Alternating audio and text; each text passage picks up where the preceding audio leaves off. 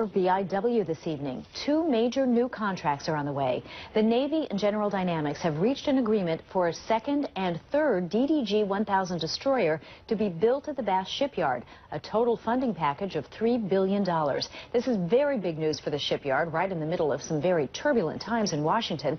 Joining us live now from Washington to talk more about the announcement and what it means for Mainers is Senator Susan Collins. Good evening, Senator Collins. Thanks for joining us.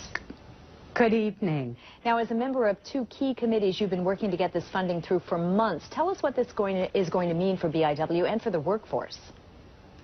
This is great news for BIW. Without this work, I have no doubt that we would have seen massive layoffs of workers at BIW.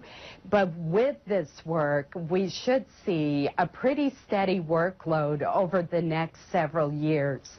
In addition, it will ensure that the Navy gets the best built, cutting-edge destroyers. Bath will be building all three of the DDG-1000s in this class of destroyers. That's what I was going to ask you a little bit more about. These really do represent the next generation of Navy ships, don't they?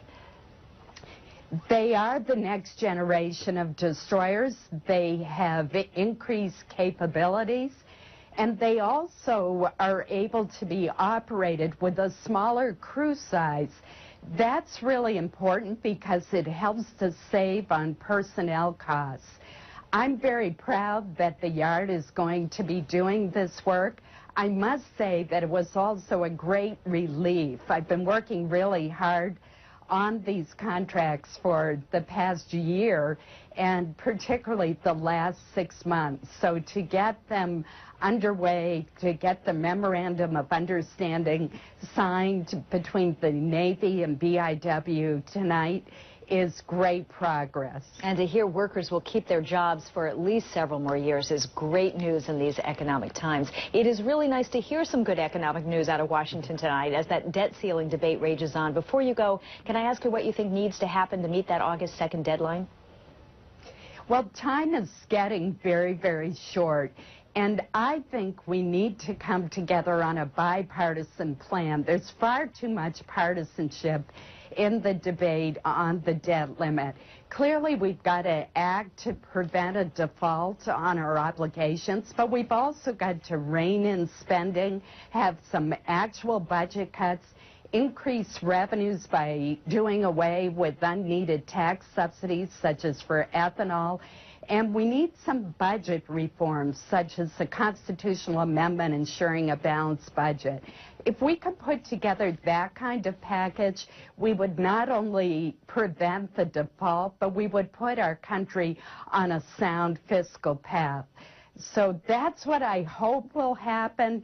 But it's been very frustrating seeing all of the bickering and back and forth during the past few weeks as the clock is ticking. And let's leave on a good note. Again, great news for the main shipyard, and it does say a lot about the workforce there that this contract carries them into the next generation. The Bath shipyard's workforce is truly the best in the world. When I had the Chief of Naval Operations come to Maine, he was so impressed with the work that was being done on the first DDG-1000. He was impressed with the productivity gains at the shipyard, with the pride and dedication of the BIW workers. So this is the best possible news that we could have at a time when, as you pointed out, our economy could really use some good news. Great note to end on. Thank you so much, Senator Collins, for joining us tonight, and good luck with the debate in Washington. Appreciate it.